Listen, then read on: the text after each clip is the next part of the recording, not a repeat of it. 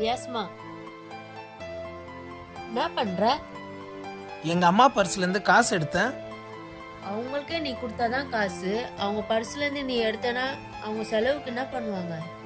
நான் பல கோடி ரூபாய் சம்பாதிச்சாலும் எங்க அம்மா பர்ஸ்ல இருந்து 10 ரூபா எடுத்துட்டு போறது எனக்கும் சந்தோஷம், அவங்களுக்கும் சந்தோஷம். அம்மா, நான் உன் பர்ஸ்ல இருந்து 10 ரூபா எடுத்துக்கிட்டேன்.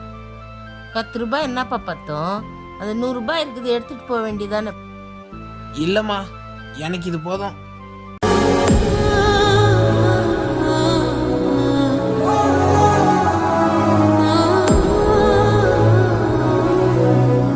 மூணு எழுத்துல கவிதை நான் சொல்லுவேன். எங்க அம்மா